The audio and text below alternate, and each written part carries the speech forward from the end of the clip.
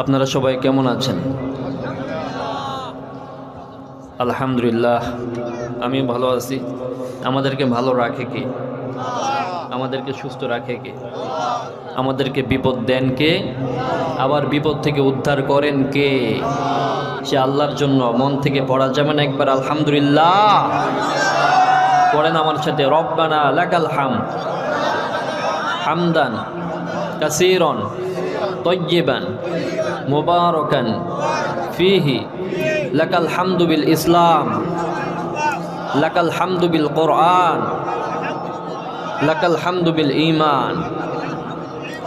প্রশংসা করলাম কার? সব জায়গায় প্রশংসা হবে কার? মাহফিলে, মাহফিলের বাইরে, বাজারে, হাজারে, ঘাট বাজারে, মাঠে ঘাটে, পার্লামেন্টে, সব জায়গায় একজনের প্রশংসা, তিনি কে? আল্লাহর প্রশংসা করলে লাভ নাকি লস? একজন সাহাবী বিশ্বনবী নামাজ পড়াচ্ছিলেন, সামি আল্লাহু লিমান হামিদা বললেন। সাহাবী পড়লেন হামদান কাসীরান তাইয়্যিবান মুবারাকান ফি। নামাজ শেষ করার পর বিশ্বনবী জিজ্ঞেস করলেন, এই অতিরিক্ত কথাগুলো কে পড়েছ? আমি তো তোমাদেরকে শিক্ষা দেই নাই। সাহাবী হাত তোলে না। বিশ্বনবী অভয় দিলেন, বললেন তোমরা হাত তুলতে পারো, সমস্যা নাই। একজন সাহাবী হাত তুললেন। নবীজি বললেন, আমি নবী, তুমি নবী না। আমি যা দেখি তুমি তা দেখো না। আমি দেখলাম তুমি যখন এই অতিরিক্ত কথাগুলো পড়ছিলা, আল্লাহর অনেকগুলো ফেরেশতা তোমার আমলনামায় কে কত বেশি নেকি লিখতে পারে প্রতিযোগিতা লেগে গিয়েছে। এজন্য প্রশংসা হবে একজনের, তিনি কে? রব্বুল আলামিন বলেন, ফাযকুরুনি আযকুরুকুম ওয়াশকুরুলি ওয়ালা তাকফুরুন। বান্দা আমার স্মরণ করো, তুমি যদি আমার স্মরণ করো আমি তোমার স্মরণ করব। তুমি যখন আমাকে অন্তর থেকে একবার আল্লাহ বলে ডাক দাও, আমি তোমার এত নিকটবর্তী হয়ে যাই। রক্ত যেমন আমাদের সাথে নিকটবর্তী থাকে, আল্লাহ তার চেয়ে বেশি নিকটবর্তী হয়ে যায়। আল্লাহ বললেন, বান্দা যখন আমার দিকে হেঁটে হেঁটে আসে আমি তার দিকে দৌড়ে দৌড়ে যাই। আল্লাহু আকবার। এই জন্য সকাল সন্ধ্যায় একজনের প্রশংসা হবে, তিনি কে? আল্লাহ বললেন, বান্দা তোমরা কি মনে করেছো শুধু তোমরাই আমার জিকির করো? তোমরা কি মনে করেছো শুধু তোমরাই আমার প্রশংসা করো? না না, আমার প্রশংসা জিন করে, ইনসান করে, পশু পাখি করে। পৃথিবীর যত মাখলুকাত আছে সমস্ত মাখলুকাত একজনকে প্রশংসা করে বলতে হবে, তিনি কে? গাছের ডালে পাখি বসে বসে যখন কিচির মিচির ডাকে, আমরা শুনি গাছের ডালে পাখি কিচির মিচির ডাক, কিন্তু আসলে ওইটা ডাকে কারে? তিনি কে? আবার যখন নদীর পাড়ে আমরা দাঁড়াই, ওখানেও নদীর কলকলতান আমরা শুনি, নদীর কলকলতান, আসলে ওইটাও জিকির করে একজনের, তিনি কে? পৃথিবীর সব কিছু আল্লাহরে ডাকে। বিশ্বনবী বললেন, বুখারীর বর্ণনা, তিনটা কথা, চারটা কথা আল্লাহর কাছে অনেক বেশি প্রিয়। চারটা জিকির আল্লাহর কাছে অনেক বেশি প্রিয়। আফজালুল কালামি আরবাউন, আল্লাহর কাছে চারটা জিকির সবচেয়ে প্রিয়। সুবহানাল্লাহ, আলহামদুলিল্লাহ, লা ইলাহা।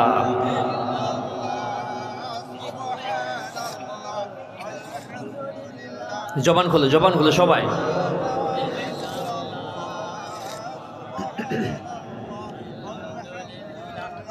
লা ইলাহা লা ইলাহা ইল্লাল্লাহু মুহাম্মাদুর রাসূলুল্লাহ সাল্লাল্লাহু আলাইহি ওয়াসাল্লাম। এই জন্য আল্লাহর জিকির করা সকাল সন্ধ্যায়। সকাল সন্ধ্যা কিছু জিকির আছে, যেমন ফজর নামাজের পরে যখন সালাম ফিরাবেন, সালাম ফিরানোর পর আল্লাহু আকবার, সুবহানাল্লাহ, আলহামদুলিল্লাহ, লা ইলাহা ইল্লাল্লাহ, আল্লাহু আকবার, এই জিকিরটা করবেন। 33 বার সুবহানাল্লাহ, 33 বার আলহামদুলিল্লাহ, 34 বার আল্লাহু আকবার। এই জিকিরগুলো করার দরকার আছে না নাই? আবার বিশ্বনবী বললেন, ফজরের নামাজের পর কোনো ব্যক্তি যদি হাসরের 3 আয়াত পড়ে, হু আল্লাহুল্লাযী লা ইলাহা ইল্লাহু এই আয়াত যখন কোনো ব্যক্তি পড়ে সন্ধ্যা পর্যন্ত ৭০,০০০ ফেরেশতা তার আমল নামায় তার মাগফিরাতের জন্য দোয়া করতে থাকে। আবার যখন মাগরিবের পরে কোনো ব্যক্তি পড়ে এরপরের দিন সকাল ফজর পর্যন্ত ৭০,০০০ ফেরেশতা তার জন্য মাগফিরাতের দোয়া করে। আল্লাহু আকবার, কত বেশি নেকি চিন্তা করেছেন একবার? এই জন্য সকাল বিকাল একজনের প্রশংসা হবে, তিনি কে? এই তাসবিহগুলো পড়বেন তো ইনশাল্লাহ। এরপরে বিশ্বনবী বললেন আরেকটা দোয়া, আরেকটা আমল অনেক বেশি গুরুত্বপূর্ণ।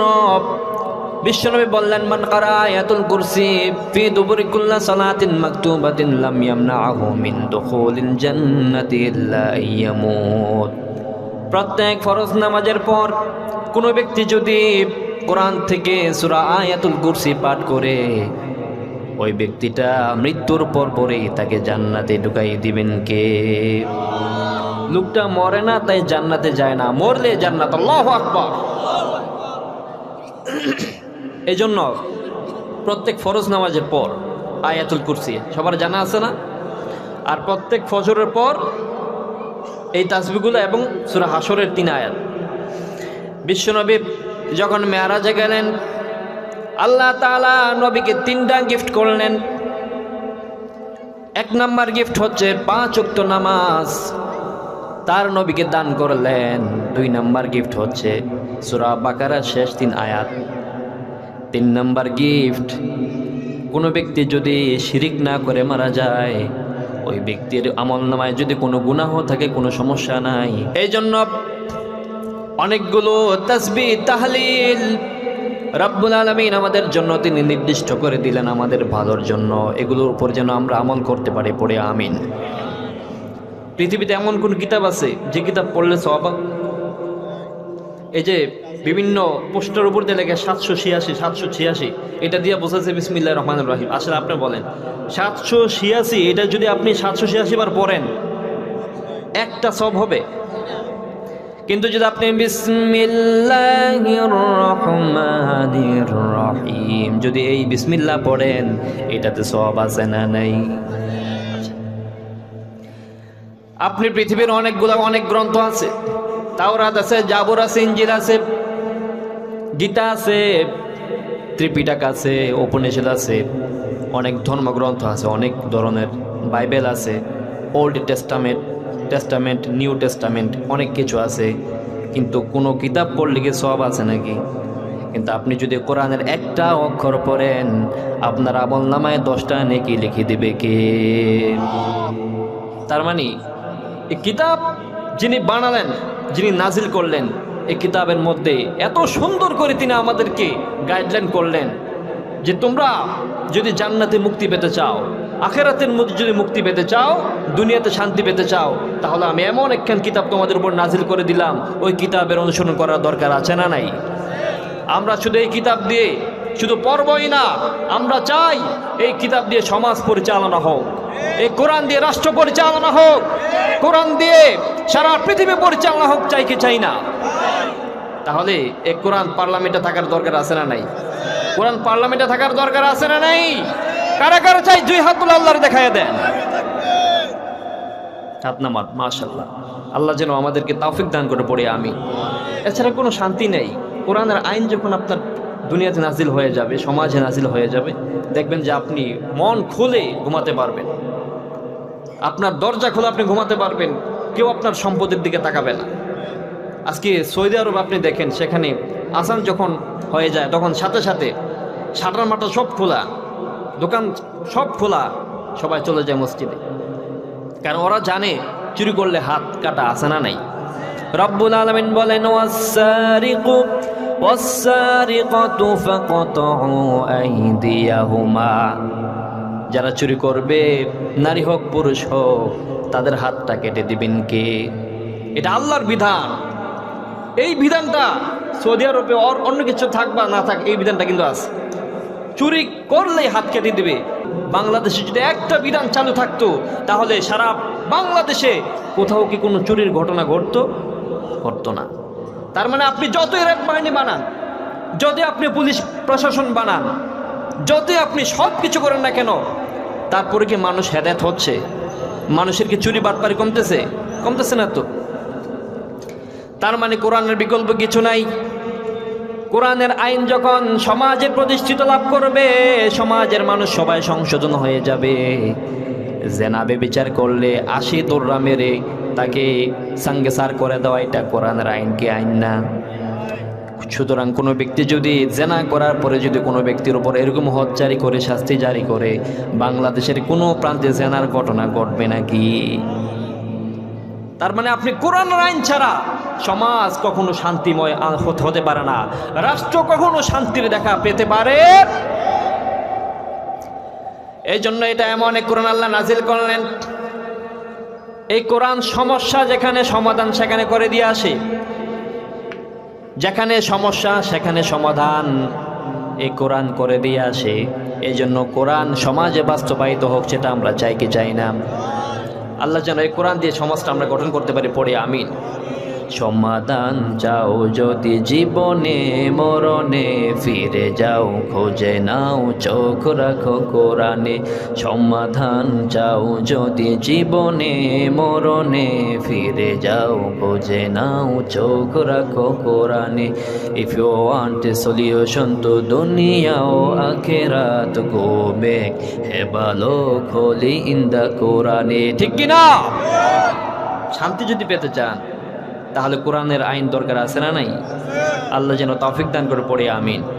সম্মানিত হাজিরিন, আমি আজকে আপনাদের সামনে ফরজ এবং সুন্নতের কিছু গুরুত্ব নিয়ে কথা বলবো। আজকে তো আমাদের সুন্নতের কোনো গুরুত্বই নাই। নামাজ শেষ করার পরে আসসালামু আলাইকুম রহমতুল্লাহ, আসসালামু আলাইকুম রহমতুল্লাহ, আল্লাহুম্মা আমিন বিরহমাতিকা ইয়া আরহামার রাহিমিন, বাস চলে যায়। কথা বলেন, সুন্নতের কোনো গুরুত্ব আছে? ফরজ নামাজে ঠিক মতো পড়ে না, সুন্নত পড়েই না। রব্বুল আলামিন বললেন, কুল ইন কুনতুম তুহিব্বুনাল্লাহা ফাত্তাবিউনি ইউহিব্বুকুমুল্লাহ ওয়া ইয়াগফির লাকুম যুনুবাকুম আল্লাহু গফুরুর রহিম। যদি তোমরা আল্লাহকে ভালোবাসতে চাও, ফাত্তাবিউনি, আমি নবীর অনুসরণ করো, ইউহিব্বুকুমুল্লাহ ওয়া ইয়াগফির লাকুম যুনুবাকুম, আমি নবীর অনুসরণ করলে আল্লাহ তোমাদেরকে ভালোবাসবে। নবীর অনুসরণ করলে আল্লাহর ভালোবাসা হয়ে যায়। আর শুধু তাই নয়, আল্লাহ বললেন ওয়া ইয়াগফির লাকুম যুনুবাকুম, তোমরা যদি আমার নবীর অনুসরণ করো আমি তোমাদের সমস্ত গুনাহ খাতা মাফ করে দেব। আল্লাহু গফুরুর রহিম, তিনি ক্ষমাশীল এবং দয়ালু। সুবহানাল্লাহ পড়েন। এখন নবীর অনুসরণ কিভাবে করবেন? আমরা তো মনে করি শুধু নামাজ, রোজা, হজ, যাকাত এগুলো ইবাদত, কিন্তু এগুলার বাইরে ইবাদত আছে না নাই? আপনি প্রত্যেকটা কাজ ইবাদত, বান্দার প্রতিটা কাজ ইবাদত। বান্দা হাসবে, ওই হাসাটাও ইবাদত, যদি ওই হাসাটা রাসূলের সুন্নাহ মোতাবেক হয়ে থাকে। কারণ নবীজি এক ধরনের হাসি হাসতেন, সেটা হচ্ছে তাবাসসুম, মুস্কি হাসি। কিন্তু আমরা যখন হাসি তখন হা হা হা হা, এত জোরে হাসি দেই, ওই হাসি দিলে নামাজও শেষ, ওযুও শেষ। হাসি তিন প্রকার, যাহাক, কাহকা, তাবাসসুম। তাবাসসুম এটা মুস্কি হাসি, ওই হাসিটা বিশ্বনবী সবসময় হাসতেন। সুবহানাল্লাহ পড়েন। আবার নবীজি যখন কোনোদিন খুশি হয়ে যেতেন, অতিরিক্ত আনন্দিত যখন হয়ে যেতেন, তখন নবীজি হাসতেন। হাসির সময় তার চাপার দাঁত দেখা যেত। সুবহানাল্লাহ পড়েন। কিন্তু নবীজি কখনো অট্ট হাসি দেন নাই, অট্ট হাসি কখনো দেন নাই। এটা হচ্ছে কাহকা, মানে অট্ট হাসি। যাহাক এমন হাসি যে হাসিতে আপনার চাপার দাঁত দেখা যাবে, ওইটা সমস্যা নাই। আর তাবাসসুম হাসি, এটা বিশ্বনবী হাসতেন। সুবহানাল্লাহ পড়েন। আপনার হাসিটাও ইবাদত। যদি আপনার হাসিটা রাসূলের সুন্নাহ মোতাবেক হয়ে থাকে, আপনি যখন হাঁটবেন ওই হাঁটাটা ইবাদত। যদি হাঁটাটা রাসূলের সুন্নাহ অনুযায়ী হয়ে থাকে, বিশ্বনবী যখন হাঁটতেন তখন মনে হতো যেন উপর থেকে নিচে নামতেছেন। সুবহানাল্লাহ পড়েন।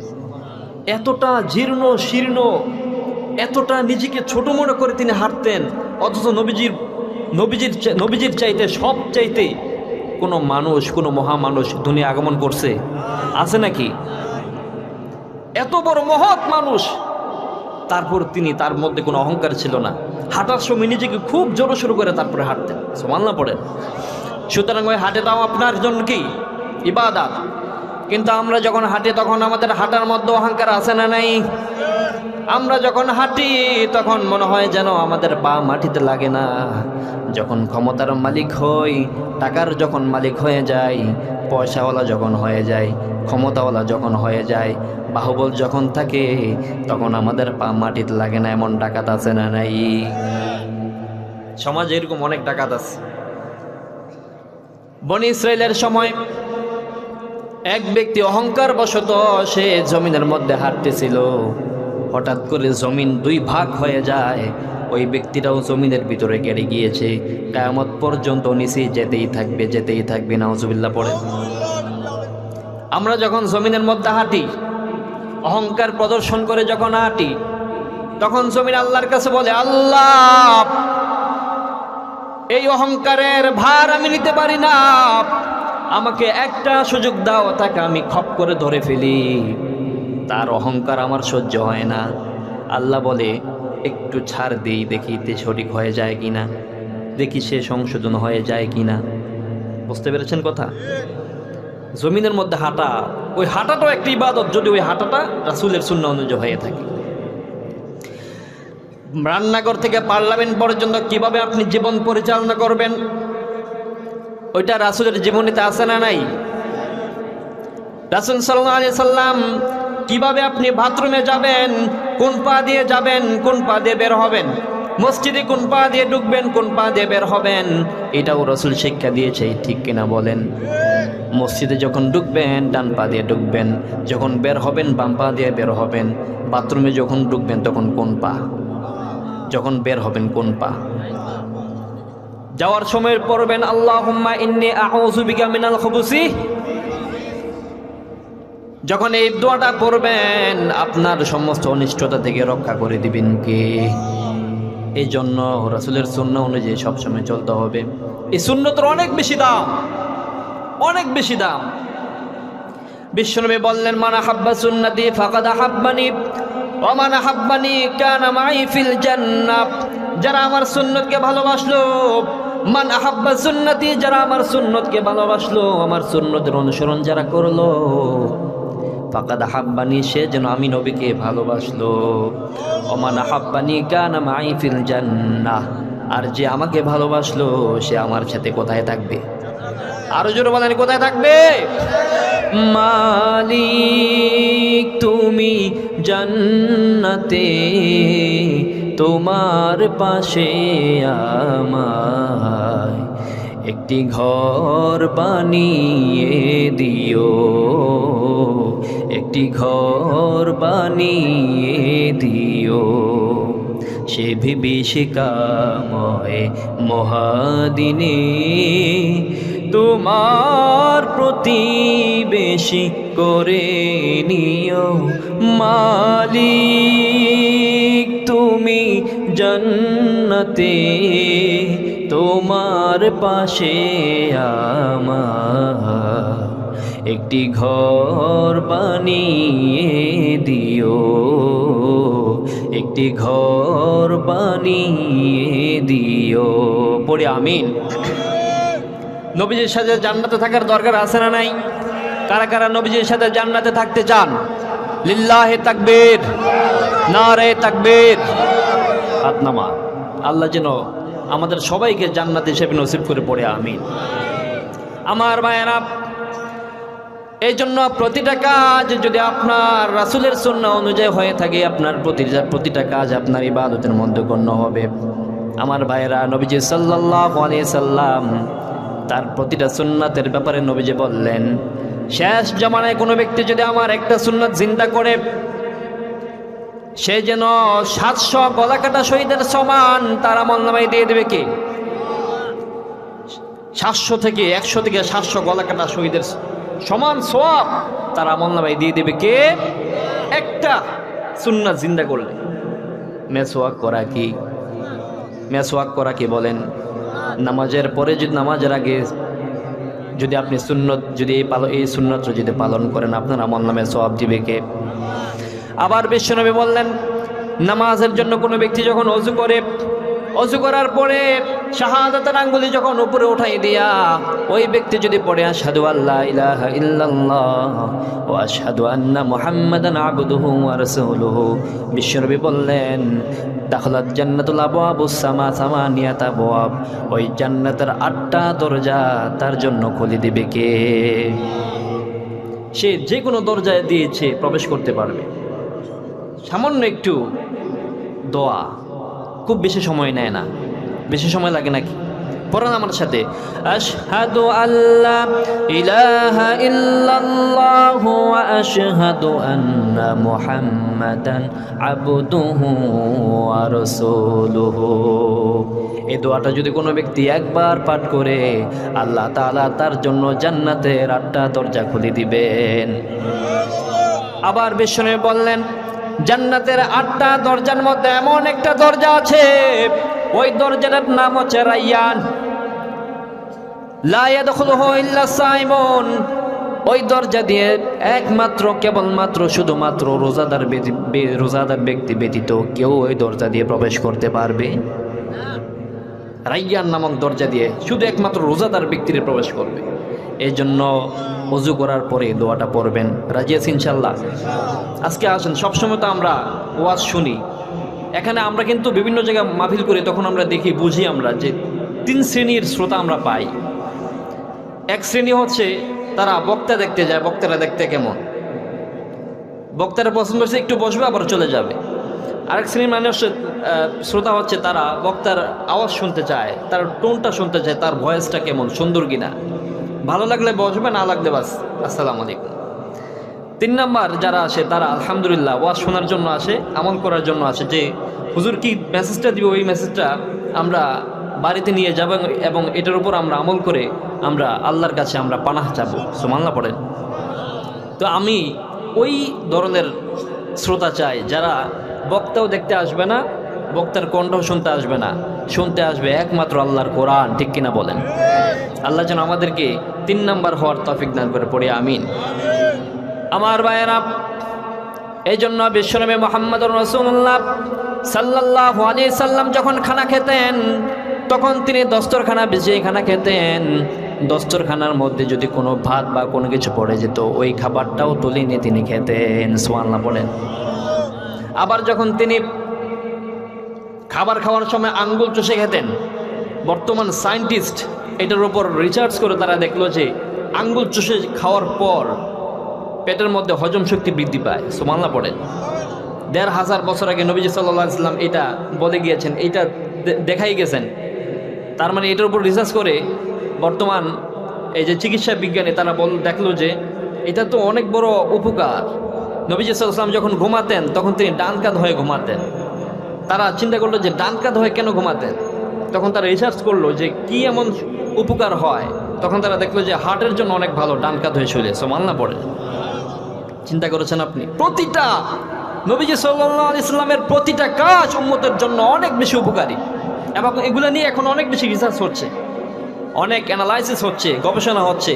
আর গবেষণায় আশ্চর্য ধরনের জিনিস তারা আবিষ্কার করতে পারতেছে যে নবীজি সাল্লাল্লাহু আলাইহি ওয়াসাল্লাম কোনোদিন কোনো ল্যাবে পড়েন নাই, কোনোদিন কোনো বিশ্ববিদ্যালয়ে পড়েন নাই, অথচ 1500 বছর আগে তিনি কিভাবে আমাদেরকে এগুলো শিখিয়ে গেলেন। এগুলো শিখিয়েছে একজন, তিনি কে?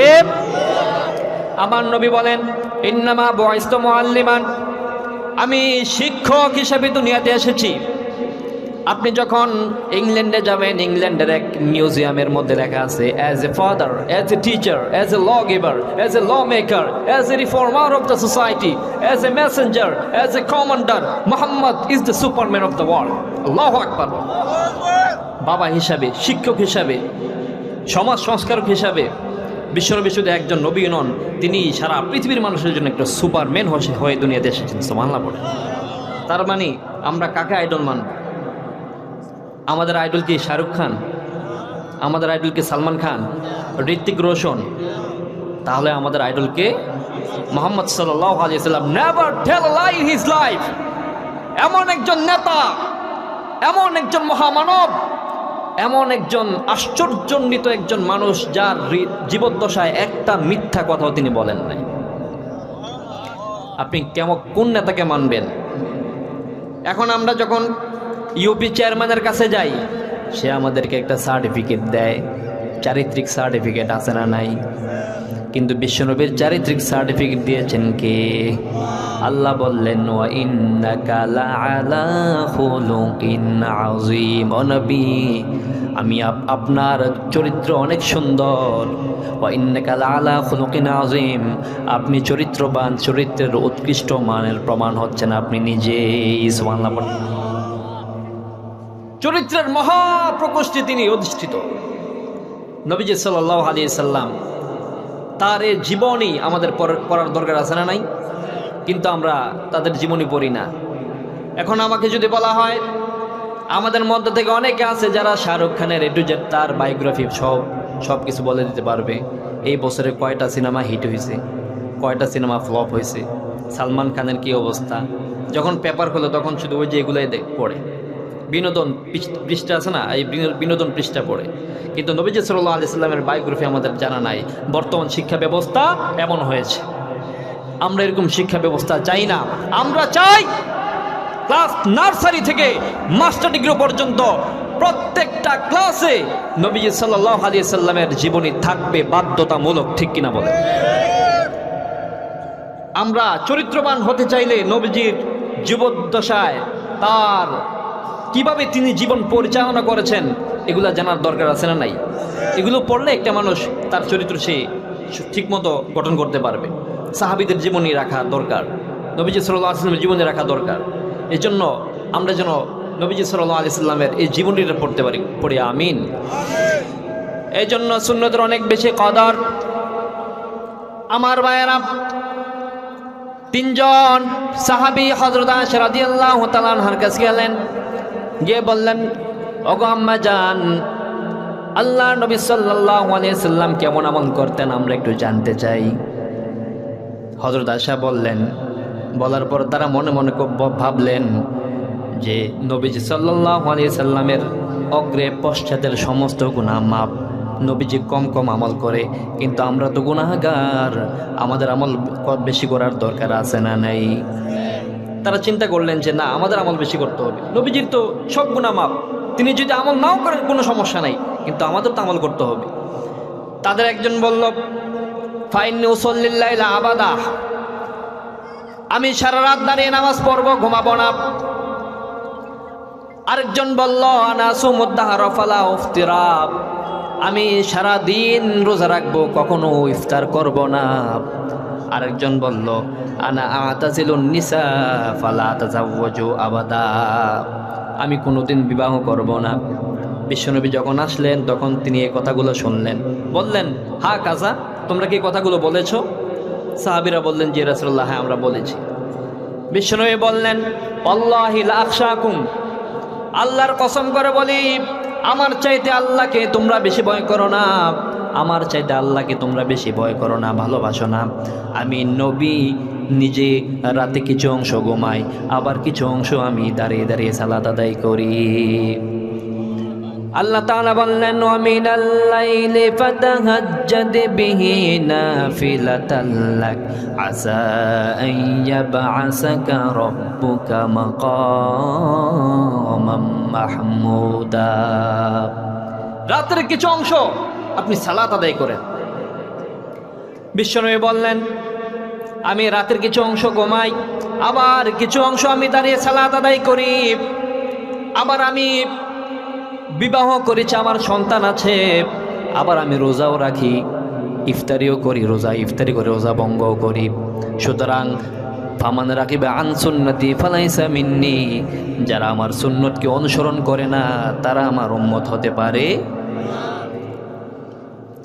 একজন সাহাবী বললেন, আমি কোনোদিন বিয়ে করব না। বিশ্বনবী বললেন, নিকাহু মিন সুন্নতি ফামান রাকিবা আন সুন্নতি ফালাইসা মিন্নি, বিবাহ আমি নবীর একটা সুন্নাত, বিবাহ আমি নবীর একটা আদর্শ।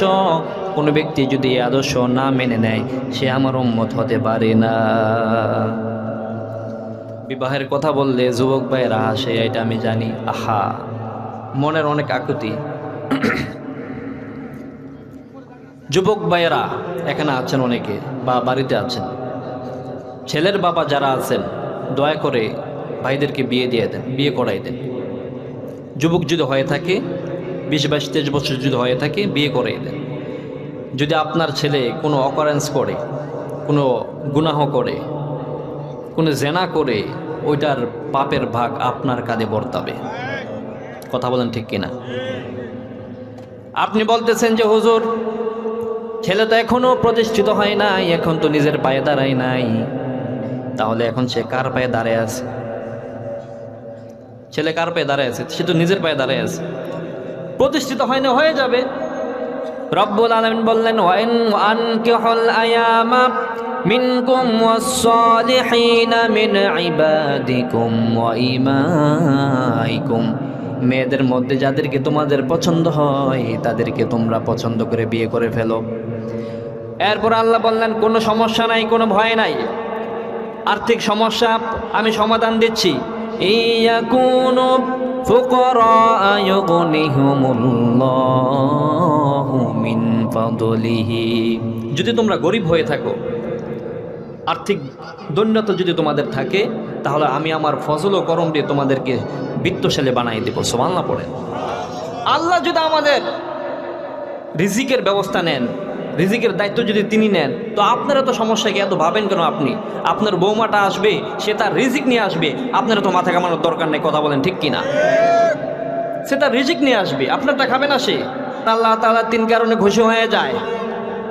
যখন কোনো বান্দা, কোনো মেহমান যখন কোনো বাড়িতে যায়, আল্লাহ খুশি হয়ে যায়। আল্লাহ যখন খুশি হয়ে যায় তখন বৃষ্টি নামান। আল্লাহ যখন খুশি হয়ে যায় ওই ঘরেতে কন্যা সন্তান দান করেন। সুতরাং মেহমান আসলে তো এটা আপনার জন্য ভালো।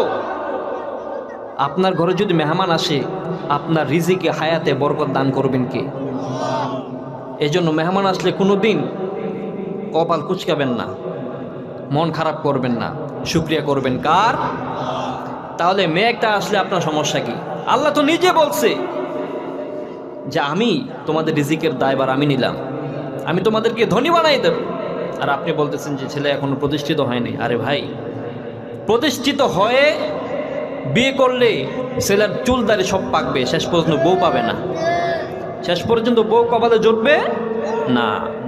বিয়ে করাই দেন, দেখবেন যে আপনার আল্লাহ তাআলা বিভিন্ন ধরনের রিজিক খুলে দিবেন, দরজা খুলে দেবেন। ঠিক কিনা কথা বলেন? আমার ভাইয়েরা, এই জন্য বিশ্বনবী মুহাম্মদ রাসূলুল্লাহ সাল্লাল্লাহু আলাইহি সাল্লাম বললেন ফামান রাগিবা আন সুন্নতি ফালাইসা মিন্নি, যারা আমার সুন্নতকে অনুসরণ করে না তারা আমার উম্মত হতে পারে না। এই জন্য সুন্নত মানার দরকার আছে না নাই? as-sunnatu মা উযিফা ইলান নবী সাল্লাল্লাহু আলাইহি সাল্লাম মিন কওলিন আও ফি'লিন আও তাকরিরিন আও সিফাতিন। সুন্নত কাকে বলে? নবীজি সাল্লাল্লাহু আলাইহি সাল্লামের কথা, কাজ, মৌন সম্মতিকে সুন্নত বলা হয়। এই জন্য নবীজির প্রতিটা কথা, প্রতিটা কাজ আমাদের জন্য আদর্শ। আমরা যেন নবীজির সুন্নত হিসাবে আমরা যেন জীবন পরিচালনা করতে পারি, পড়ে আমিন।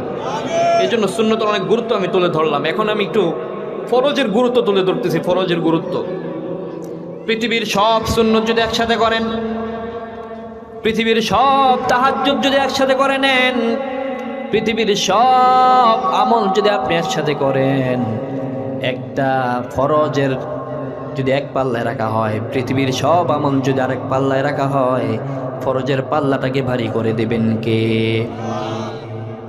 একটা ফরজ অনেক বেশি দামি, এটা বলার অপেক্ষা রাখে না। কিন্তু আফসোসের কথা হচ্ছে কি জানেন?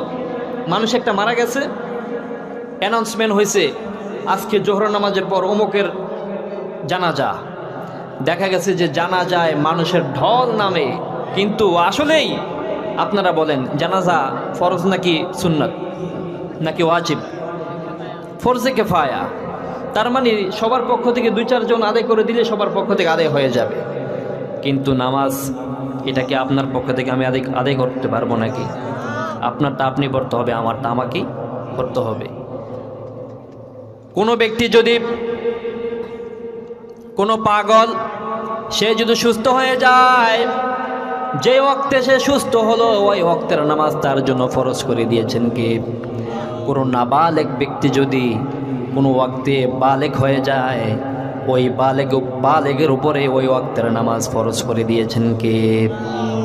আবার কোনো কাফের মুশরিক, সে যদি জোহর ওয়াক্তে কালেমা পড়ে মুসলমান হয়ে যায়, ওই জোহরের নামাজটা তার উপর ফরজ করে দিয়েছেন কে? তার মানে অনেক বেশি গুরুত্বপূর্ণ। আপনি নামাজ পড়তে পারছেন না, আপনার শারীরিক এক্সকিউজ আছে, আপনি বসে পড়েন। দাঁড়াতে পারতেছেন না, বসে পড়েন। বসে পারতেছেন না, শুয়ে পড়েন। শুয়ে পারতেছেন না, আপনি ইশারা ইঙ্গিত হলেও নামাজটা আপনার আদায় করতে হবে। এই জন্য আমরা অনেক সময় দেখি জানাজার নামাজে মানুষের অভাব হয় না, কিন্তু ফরজ নামাজে কাতার মধ্যে একজন লোকও খুঁজে পাওয়া যায় না, ঠিক কিনা বল? ফজরের নামাজে লোক নাই। ওই যে অবস্থা কেমন হচ্ছে জানেন? লুঙ্গি খুলে পাগড়ি মাথায় দেওয়ার অবস্থা। মাথায় পাগড়ি দেওয়া কি সুন্নাত, আর লুঙ্গি পরা কি, অর্থাৎ নাভি থেকে হাঁটু পর্যন্ত এটা ঢাকা, এটা কি ফরজ। সুতরাং আপনি যদি না মাথা থেকে অর্থাৎ নাভি থেকে হাঁটু পর্যন্ত আপনি যদি ঢাকেন, আপনার ফরজে আদায় হয়ে যাবে। আপনি ওই সময় আপনি নামাজ পড়লে কবুল করে নেবে কে? আপনি মাঠে থাকেন, ঘাটে থাকেন, জমিনে থাকেন। সকালবেলা অনেকেই জমিনে চাষ করতে যায়, জমিনে চাষ করতে যায়, কাজ করতে যায়। জোহরের নামাজ যখন হয়ে যায়, নট নেসেসারি আপনাকে মসজিদ আসতে হবে, কোনো প্রয়োজন নাই। আপনি যদি পবিত্র হয়ে থাকেন, ওযুটা করে আপনি গামছাটা বিছিয়ে নামাজে দাঁড়িয়ে যাবেন, কবুল করবে কে? তার মানে অনেক গুরুত্বপূর্ণ নামাজ, নামাজ ছাড়া যাবে না। বিশ্বনবী বললেন, আউয়ালু মা ইউহাসাবু বিহিল আবদু ইয়াউমাল কিয়ামাতি সালাত। কিয়ামতের ময়দানে সর্বপ্রথম নামাজের হিসাব হবে।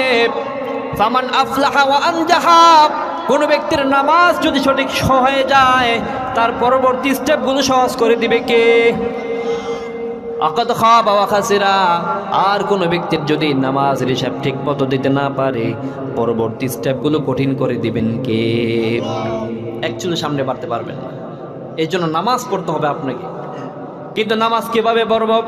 বিশ্বনবী বললেন, সল্লু কামা রাআইতুমুনি উসাল্লি, নামাজ পড়ে সেভাবে যেভাবে আমাকে পড়তে দেখো। হযরত হুযায়ফা রাদিয়াল্লাহু তাআলা আনহু তিনি গেলেন ইয়ামেন সফরে, একটা মসজিদে নামাজ পড়লেন। তার পাশে একজন নামাজ পড়তেছে। তিন নামাজের পর তাকে ডাকলেন, ডেকে বললেন, ও আল্লাহর বান্দা, তুমি যেভাবে নামাজ পড়তেছো, কত বছর যাবত তুমি এইভাবে নামাজ পড়ো? বলে 40 বছর তো হবে। হযরত হুযায়ফা বললেন, আল্লাহর কসম করে বলি, রাসূলুল্লাহ যে নামাজ শিখিয়েছেন তোমার সেই নামাজ হয় নাই। শুধু নামাজ পড়লে হবে না, বিশ্বনবী বললেন, সল্লু কামা রাআইতুমুনি উসাল্লি, নামাজ পড়ো যেভাবে যেভাবে আমাকে পড়তে দেখো। এখন আমরা তো রাসূলুল্লাহকে দেখি নাই, নবীজিকে দেখি নাই, কোথা থেকে নামাজ শিখবো? উলামায়ে কেরামদের কাছে চলে যাবেন। নবীজি সাল্লাল্লাহু আলাইহি সাল্লাম বললেন, তোমরা যখন নামাজে দাঁড়াবা, মনে করবা যে তোমরা আল্লাহকে দেখতেছো। যদি তুমি ফাইল্লাম তাকুন তারাহু, যদি তুমি আল্লাহকে না দেখো, মনে করবা ফাইন্নাহু ইয়ারাক, আল্লাহ তোমাকে দেখতেছে। ওই ইন্টেনশন নিয়ে যদি আপনি নামাজে দাঁড়ান, আপনার নামাজের মধ্যে ব্যবসার হিসাব আসবে, কোথায় গেছেন, কি করছেন না করছেন, এগুলো আসবে মাথায়। নামাজ একাগ্রতা। এখন নিষ্ঠভাবে যদি আপনি নামাজ পড়তে পারেন, ওই নামাজের আল্লাহর কাছে কবুল হয়ে যায়। রব্বুল আলামিন সূরা মুমিনুনের মধ্যে বললেন, ক্বাদ আফলাহাল মুমিনুনাল্লাযীনা হুম ফি সালাতিহিম খাশিউন। মুমিনরা সফলকাম হয়ে গিয়েছে। আল্লাহ রব্বুল আলামিন আগে বললেন মুমিন সফলকাম হয়ে গিয়েছে যদি মুমিন নামাজটা খুশু খুশু ভাবে সে আদায় করে, তাহলে সে সফলকাম হয়ে গিয়েছে। ও মিয়া, 5 তলা বাড়ির মালিক হলে সফলতা হওয়া যায় না, 20 কানি জমির মালিক হলে সফলতা হওয়া যায় না। সফলতা যদি পেতে চাও, নামাজ পড়ার দরকার আছে না নাই? সফলতা যদি পেতে চাও, পড়ো সুবহানাল্লাহ, আলহামদুলিল্লাহ, লা ইলাহা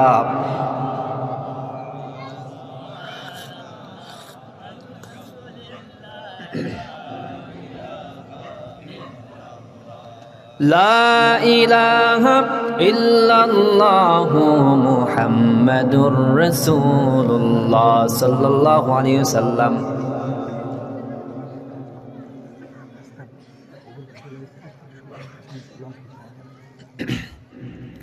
তাহলে নামাজ পড়ার দরকার আছে না নাই? আপনারা ওঠা বসা করতেছেন, আমি কিন্তু খুব মাইন্ড করতেছি। আচ্ছা, যদি 1 নাম্বার 2 নাম্বার হয় ওকে ফাইন, যান, কিন্তু অন্য কোনো কারণে উঠবেন না, থাকেন। আমাদের উস্তাদ কিন্তু আসতেছে, আমাদের দ্বিতীয় বক্তা আসতেছে, তিনি রাস্তায় আছেন, ইনশাল্লাহ তিনি আলোচনা শোনাবেন, আপনারা থাকেন। আমার ভাইয়েরা, বিশ্বনবী মুহাম্মদুর রাসূলুল্লাহ সাল্লাল্লাহু আলাইহি সাল্লাম তার জীবনের শেষ নামাজটাও তিনি জামাতের সাথে আদায় করলেন। এমন অবস্থা তিনি দাঁড়াতে পারেন না, 2 জন সাহাবীর কাঁধে ভর করে তিনি নামাজটা আদায় করলেন। এশারের সময় হয়ে গেল। আল্লাহর নবী হযরত আয়েশা রাদিয়াল্লাহু তাআলা আনহার পায়ের মধ্যে মাথাটা রেখে এভাবে ঘুমাচ্ছেন। আজান হয়ে গেল। রাসূলুল্লাহ বললেন, ও আয়েশা, মসজিদে নববীর দরজা খুলে দাও, আমি একটু নামাজের দৃশ্যটা দেখি। মসজিদে নববীর দরজা খুলে দেওয়া হলো, নবীজিকে একটু উপরে তোলা হলো। নবীজি নামাজের দৃশ্য দেখে ধর করে চোখ থেকে পানি ছেড়ে দিলেন। আয়েশা রাদিয়াল্লাহু তাআলা আনহা বললেন, ইয়া রাসূলুল্লাহ, নামাজের দৃশ্য দেখে আপনার চোখে কেন পানি এলো? আল্লাহর নবী বললেন, আয়েশা রে, এটা কোনো দুঃখের পানি না, এটা তৃপ্তির পানি। এই নামাজ কায়েম করতে গিয়ে আমার দান শহীদ হয়েছে। এই নামাজ কায়েম করতে গিয়ে আমি পেটে পাথর বেঁধেছি, মাথায় হেলমেট ভেঙেছে। আজকে নামাজের দৃশ্য আমি দেখলাম, আমার কাছে মনে হলো কাল কিয়ামতের পর্যন্ত যত উম্মত আসবে প্রত্যেক উম্মত এমনি করে জামাতের সাথে নামাজ আদায় করবে। কিন্তু আফসোস করে বলতে হয়, অনেক কষ্টে কথাগুলো বলি। মসজিদে যখন আজান হয়, আজান শোনার পরে অনেকে ঘরের মধ্যে নামাজ দাঁড়ায় যায়, মসজিদে যায় না, এমন লোক আছে না নাই? তাদের বিরুদ্ধে আল্লাহর নবী হুঁশিয়ারি দিয়েছেন, মসজিদে আজান হওয়ার পর কোনো ব্যক্তি যদি ঘরে বসে নামাজ আদায় করে, আমার মনে চায় সাহাবীদেরকে নিয়ে তাদের ঘরটারে জ্বালাইয়া দেই। ওই ঘরের মহব্বতই তো সে ঘর থেকে বের হয় না। ওই ঘরে যদি নারী আর শিশুরা না থাকতো, আমার মন চায় যে আমি তাদের ঘরটাকে আগুন দিয়ে জ্বালিয়ে দিই। এই জন্য আজান, নবীজি বলছেন যে নামাজকে মসজিদ বানাবা না, ঘরকে মসজিদ বানাবা না, আর মসজিদকে ঘর বানাবা না। বিশ্বনবী সুন্নতগুলো পড়তেন ঘরের মধ্যে, আর ফরজগুলো পড়তেন মসজিদে। কিন্তু আমরা এই সুন্নতটা আমরা মানি না। মসজিদের মধ্যে ফরজ পড়ি, মসজিদে সুন্নত পড়ি। কেন আপনি ঘরে পড়তে পারেন না? ঘরে পড়বেন সুন্নাত, আর মসজিদে পড়বেন কি? ফরজ। হ্যাঁ, যদি কেউ ইনকেস মনে করেন যে না, আমি যদি এখন মসজিদ থেকে বের হয়ে যাই তাহলে আমি হয়তো আমার দ্বারা সুন্নত পড়া হবে না, তাহলে আপনি মসজিদে পড়ে ফেলেন। কথা বুঝতে পেরেছেন? এই জন্য রাসূলুল্লাহ সাল্লাল্লাহু আলাইহি ওয়াসাল্লাম নামাজের অনেক গুরুত্ব দিলেন, নামাজের অনেক গুরুত্ব দিলেন। আমার ভাইয়েরা, এই নামাজ আপনাকে কাল কিয়ামতের ময়দানে নাজাত দিয়ে দিবে। আমার ভাই, এই নামাজ আপনাকে আমাকে কাল কিয়ামতের ময়দানে আল্লাহর জান্নাতে প্রবেশ করায় দিবে। ইযা বুযিআল মাইয়িতু ফি কবরি, রাসূলুল্লাহ সাল্লাল্লাহু আলাইহি ওয়াসাল্লাম বুখারীর বর্ণনায় বলেন, কোন ব্যক্তি যখন মারা যায় তখন তাকে কবর রাখা হয়। যা আল কোরআন ইনদা রাসি, কোরআন তার মাথার কাছে আসে। ওয়াসসালাতু আন ইয়ামিনি, সালাত তার ডান দিকে আসে। ওয়াসসামু আন শিমালিহি, নামাজ ওয়াসসামু আন শিমালিহি, রোজা তার বাম দিকে আসে। ওয়াসাইরুল আমালি আন রিজলাইহি, অন্যান্য আমলগুলো তার পায়ের দিকে আসে। কোরআন বলতে থাকে, খবরদার, ওই ব্যক্তিকে আযাব দেওয়া যাবে না, কারণ সে আমাকে তেলাওয়াত করত, আমাকে সব সময় তেলাওয়াত করত, সকাল সন্ধ্যায় আমাকে তেলাওয়াত করত। খবরদার, তাকে আযাব দেওয়া যাবে না। তাকে জান্নাতে নেওয়া পৌঁছানোর আগ পর্যন্ত তার পিছু আমি ছাড়ব না। ওয়াসসালাতু আন ইয়ামিনি, নামাজ বলবে, খবরদার, এই লোক আমাকে আদায় করেছে। এই শীতের রাত্রে সেই সমস্ত বাধা বিপত্তিকে উপেক্ষা করে, সমস্ত শীতকে উপেক্ষা করে ঠান্ডা পানি দিয়ে ওযু করে সে আমার নামাজে দাঁড়ায় গিয়েছে। সুতরাং সে যতক্ষণ পর্যন্ত জান্নাতে না যায় ততক্ষণ পর্যন্ত আমি তার পিছনে ছাড়ব না। সুবহানাল্লাহ, বাড়িতে গিয়ে কইেন।